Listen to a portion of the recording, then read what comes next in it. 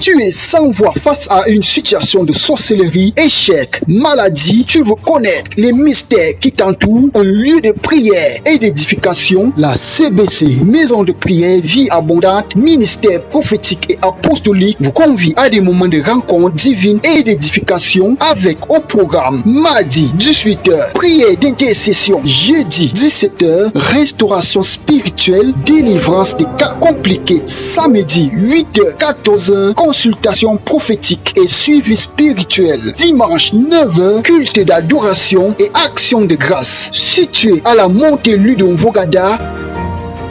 Contact 656 94 42 429. WhatsApp 6422 18 16 18.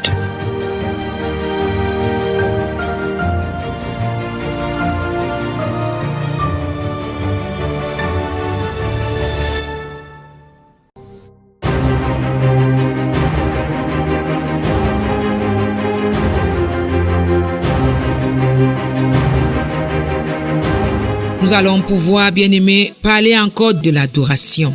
Nous allons cesser de le dire.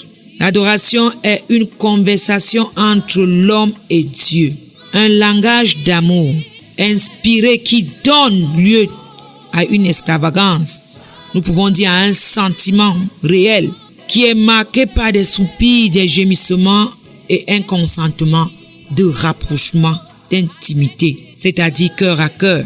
Dans d'autres termes, on pourra dire un parfum de bonne odeur. Nous avons à chacun de nous la capacité de laisser le Seigneur se manifester. Nous devons, bien aimés, avoir la conscience de la présence absolue de celui avec qui nous avons été légitimés. Parce que l'une des choses, bien aimés, qui nous amène à la dérive, c'est que parfois nous prenons le micro ou alors nous prenons un instrument pour jouer. Nous avons tendance à représenter quelque chose que nous avons conçu dans notre pensée ou alors que nous avons entendu au préalable. Et de façon, si je peux me permettre le terme, d'une photocopie ou d'un plagiat, on se met à retransmettre. Pourquoi? Parce que nous n'avons pas dans notre conscience, nous n'avons pas en nous que la présence absolue de celui avec qui nous avons légitimé notre alliance est réelle. La demeure juste de notre compréhension, bien-aimée, sera donc la figure exacte du temple bâti. Si nous pouvons regarder dans le livre de 2 Chroniques, nous allons un peu voir de façon claire ce que Salomon était en train de faire pour te donner à peu près, bien-aimé, la figure de ce que nous devons en réalité ressentir quand nous devons prendre la parole ou toucher à l'instrument pour rendre ministère. Alors Salomon dit: l'Éternel veut habiter dans l'obscurité et moi, j'ai bâti une maison qui sera ta demeure, un lieu où tu résideras éternellement. Le roi tourna son visage et bénit toute l'assemblée d'Israël, et toute l'assemblée d'Israël était debout. Essayons de comprendre. Voici Salomon qui a conscience, dans sa compréhension même, en tant que roi, il sait réellement qu'il est établi dans une certaine légitimité par son père David. Il put donc se tenir, sachant que l'œuvre dans laquelle il est, il a une figure qu'il doit regarder. Il a quelqu'un qui a été un modèle, mais il doit avoir une compréhension claire de pouvoir retransmettre au peuple ce qu'il a déjà reçu. Bien-aimé, la légitimité va te donner une vision claire. Salomon a pu voir. Il dit non, mon Dieu ne peut pas continuer à demeurer comme ça. Je vais lui établir une demeure. Je vais lui refaire une représentation pour que ce soit là où il va rester éternellement. Le fruit bien-aimé de la pensée donne la perception du réel. Tel tu penses, tel tu es. Si ta pensée bien-aimée est conduite par quelque chose de pieux, quelque chose de propre, tu vas devoir comprendre de façon instantanée que tu es dans une alliance où tu n'imagines pas, mais que tu es en train de vivre comme une résidence de l'Éternel. Le culte bien-aimé de l'adoration est rendu devant un peuple.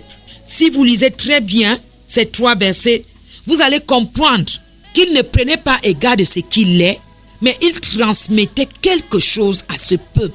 L'adorateur est un pont entre Dieu et le peuple. Et l'adoration qui va sortir de l'adorateur doit rendre le peuple, doit l'amener dans la présence. Le peuple était assemblé et tous étaient debout. Ici, mon frère, ma soeur, ton cœur, ton âme, ton esprit doit jouir de cette légitimité. Ici, nous pouvons dire que c'était la figure ancienne. La conviction de ce que tu es un être, un instrument, va te donner de ressentir de façon instantanée la vocation même à laquelle tu as été appelé. Elle va te faire vivre. Tu ne seras pas en train de chercher quelque chose sur laquelle tu vas t'appuyer. Nous nous sommes dit, ce n'est pas cette longue liste que nous avons l'habitude de faire ou de répéter pendant des semaines et des semaines. Ce n'est pas ça. L'adorateur, en réalité, bien-aimé, est un être ignoble, dans une présence transcendante, d'une activité spirituelle pleine. Dieu est esprit. Et quand nous devons l'adorer, bien-aimé, ce n'est qu'en esprit qu'on peut s'en sortir. Pour un début, tu peux t'appuyer sur ces tests. Mais bien-aimé, il faut que tu arrives à la capacité où, comme Paul a dit, ce n'est plus moi qui vis, mais c'est Christ qui vit en moi. Tu dois pouvoir te retrouver en train de flotter dans une dimension spirituelle où les paroles te viennent du trône de Dieu. Parce que c'est lui qui connaît la parole, qui doit te donner pour que tu l'élèves, pour que tu le contemples et que tu puisses arroser le peuple. Ce n'est que par l'esprit bien-aimé que tu vas pouvoir recevoir la nature de la sainteté de notre Seigneur. Nous avons l'habitude de le dire, comme l'huile coulait de la barbe d'Aaron, puis sur son corps, elle a coulé jusqu'au peuple. C'est une représentation que le lieu ordinaire là où tu te trouves se transforme par la présence de Dieu. Tu ne peux donc pas te battre à garder ta conscience ou essayer de contrôler tout ce que tu dois faire. Bien-aimé, j'ai eu à assister. Et pour avoir exercé ce mystère, à un moment, quand tu es distrait, même un tout petit peu, tu es emporté, tu sors du canevas où le Seigneur t'attend. Parfois, tu es tellement attaché à ce que le son doit être agréable. Parfois, tu es en train de regarder à la foule, à la manifestation, comment la foule va répondre. Parfois, c'est ta propre tenue, toi-même qui t'attire. Ou encore, tu es plein de ressentiments et tu passes à côté de l'importance. Ce n'est pas la qualité de la voix. Ce n'est même pas parfois le son de l'instrument. Oui, toi chante qui doit te convaincre. Mais c'est ce que tu as en toi. Donc, il serait bien pour nous d'accepter que le lieu ordinaire soit transformé par la présence de Dieu. C'est d'une importance capitale, bien-aimé. En réalité, nous sommes une source dans un lieu physique, mais qui spirituellement percevons la gloire de Dieu. Si nous regardons la vision dans l'Apocalypse au chapitre 4, nous allons pouvoir voir de façon réelle, bien-aimée, de façon précise. Quand on se tient pour rendre ministère, nous devons avoir les yeux spirituels ouverts pour pouvoir voir, pour pouvoir entendre. Quand Jean commence son récit, il dit « Je regardais et voici une porte était ouverte dans le ciel.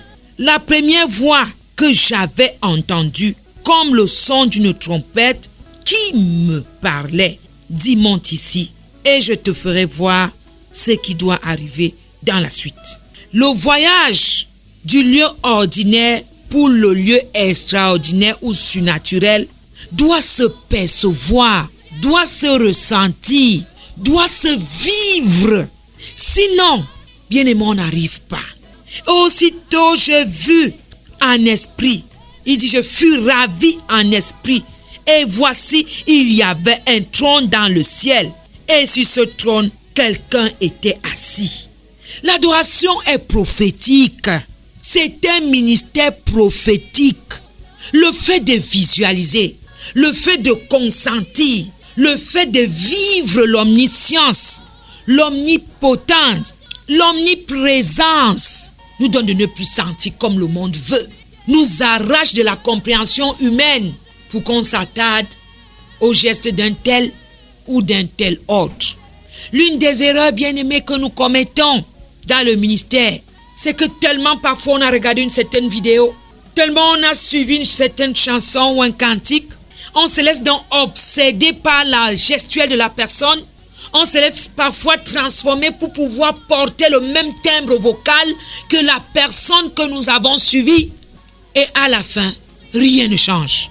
Parfois même, nos vies laissent à désirer. Pourquoi? Parce que nous n'avons pas vu. Nous n'entendons pas. Nous n'avons pas la compréhension de ce qu'est celui que nous venons adorer ou celui que nous voulons présenter au peuple. Celui qui était assis avait l'aspect d'une pierre de jaspe et de sardoine. Bien-aimé, l'adoration a des dimensions. Tu ne peux pas aller au sommet si tu n'as pas commencé à apprendre à décoller. Tu ne peux pas te mettre ou espérer à vivre le surnaturel sans que toi-même, ta conscience, ta personne ordinaire n'ait cette compréhension. Si nous sommes fidèles, si nous marchons dans la sincérité, dans cette relation que nous avons établie avec le Seigneur, nous n'allons pas manquer sa présence. Nous n'allons pas manquer sa visitation, mais nous allons rester constamment dans la manifestation de pouvoir, de la puissance, de l'autorité. Chers adorateurs, chers chantres, chers musiciens, si vous n'avez pas ces trois manifestations en vous, le pouvoir, la puissance, l'autorité, vous n'avez pas encore commencé le ministère. Vous êtes encore quelque part. Souvenez-vous que celui qui a reçu Christ a reçu un pouvoir. Je vous ai dit la dernière fois, bien-aimé, tu dois creuser ce pouvoir pour que tu puisses t'identifier dans le type de pouvoir où tu vas te manifester. Ce n'est pas un pouvoir comme ça. À certains, il a donné le pouvoir de chasser les démons. À certains, il a donné le pouvoir de la prédication. À certains, il a donné l'autorité d'assujettir. Je parle de notre Seigneur. Mais toi, en tant qu'adorateur, quel est le pouvoir qui t'a été donné? Quelle est la puissance avec laquelle tu dois fonctionner? Et quelle est l'autorité sur laquelle tu dois être? Un bon adorateur doit connaître la dimension de ces trois points. L'adoration reste sur deux plans précis. La contemplation, l'admiration. Tout ce qu'on ajoute après, bien-aimé, c'est la convoitise, c'est la cupidité. Ça rentre dans le module de la louange. Celui qui adore en esprit et en vérité n'a que des mots pour exprimer son amour en ce Dieu puissant, en ce Dieu glorieux. Tu ne pourras donc pas commander pendant que tu es en train de rendre ministère. Notons tout simplement que l'importance du culte d'adoration aspire au bien que Dieu veut recevoir de son peuple. Le conducteur se doit d'être vraiment impacté par cet amour réel. C'est pour cela que Matthieu pouvait dire dans son chapitre 6, « Gardez-vous de pratiquer votre justice devant les hommes pour être vus. Autrement, vous n'aurez point de récompense auprès de votre Père qui est dans les cieux. » Si l'adorateur a ces paroles dans sa conscience, il va comprendre qu'il doit s'exercer dans un amour sincère avec le Seigneur. L'adorateur est très très très important parce que par sa vie, le Seigneur le regarde. Par les raisons de son appel, le Seigneur a les yeux fixés sur lui.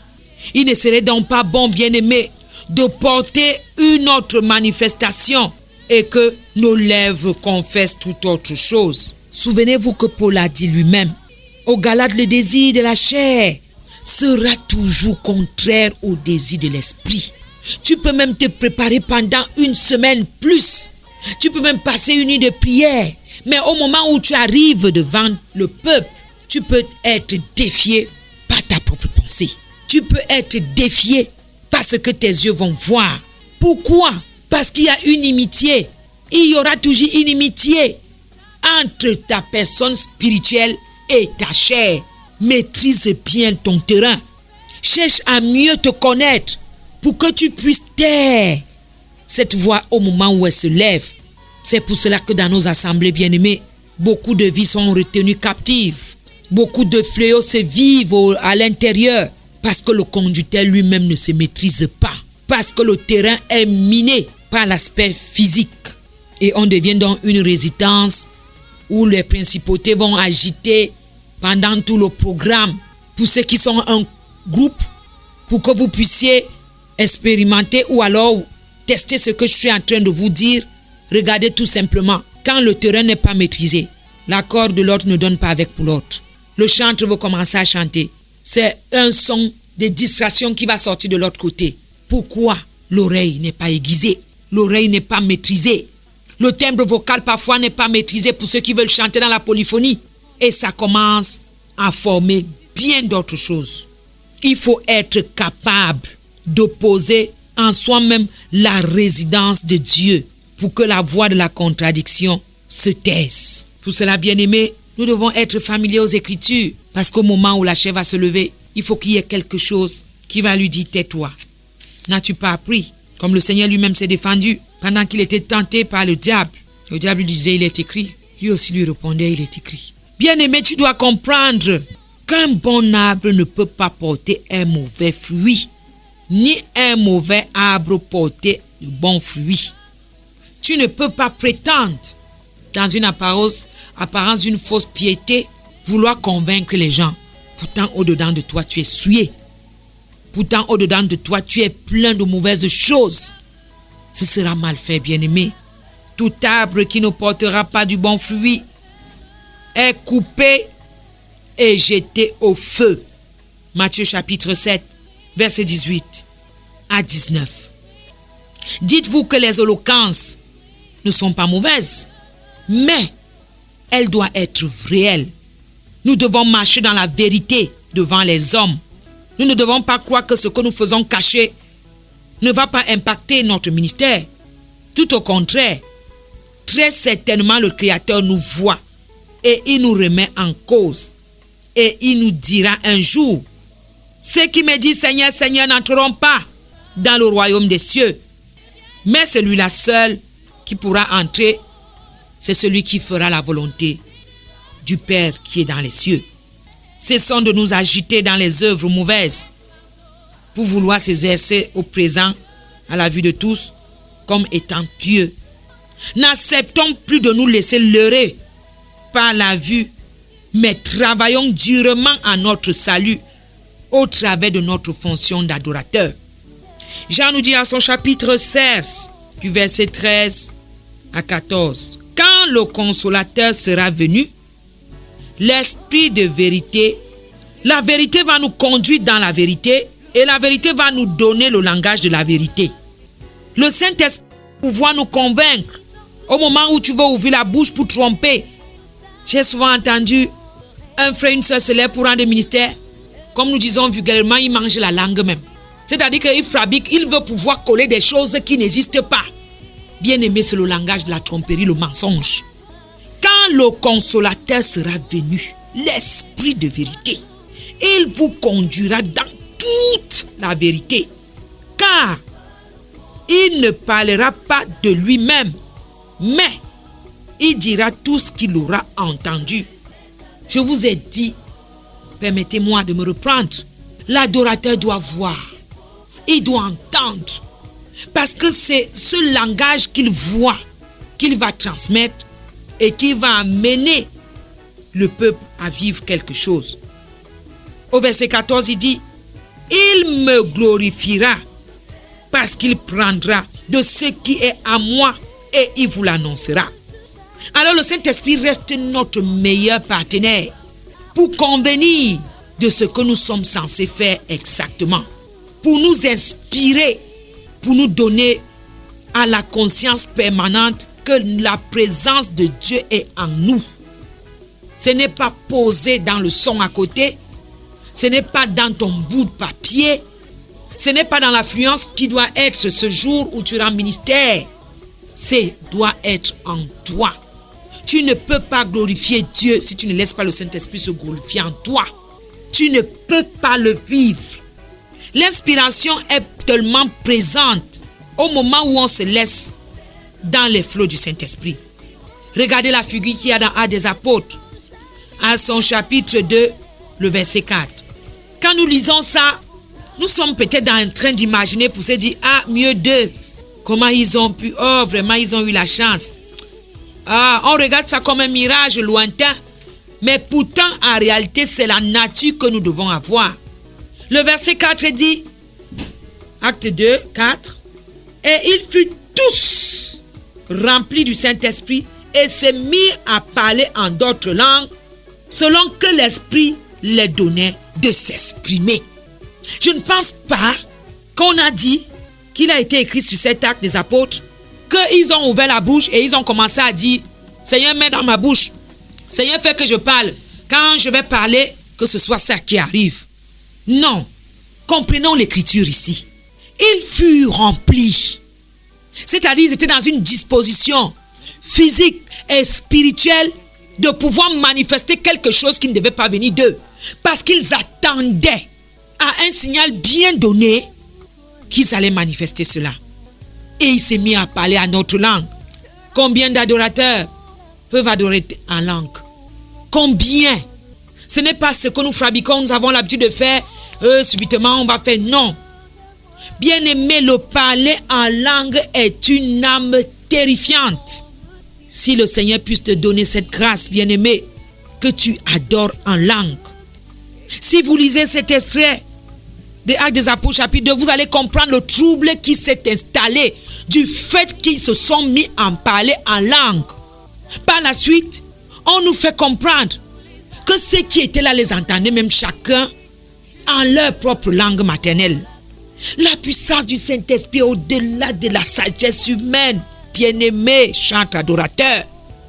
Nous sommes un souffle entre les mains de Dieu.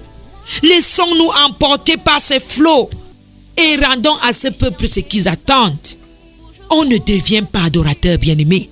On est adorateur. Le ministère que nous manifestons, si nous avons appris le ministère, il va finir. Nous serons à court de l'inspiration. Parce qu'on aura imité, on se sera donné à quelque chose. Et ça va donner un résultat où tu es obligé de te répéter. On est adorateur. Souvenez-vous, le Seigneur a adressé cette prophétie à Jérémie au chapitre 1er.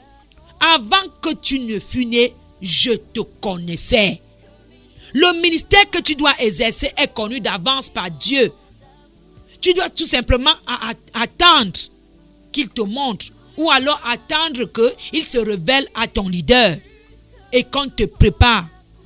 Bien-aimés frères serviteurs de l'Éternel, nous aussi nous devons être attentifs au Saint-Esprit pour pouvoir diriger les vocations dans le ministère. Parce que beaucoup se retrouvent avec des micros, ils ne sont pas des adorateurs. Et l'église piétine. L'église ne porte pas le fruit. Le résultat du témoignage de l'adorateur, c'est déjà l'essence qui témoigne en lui qu'il est adorateur.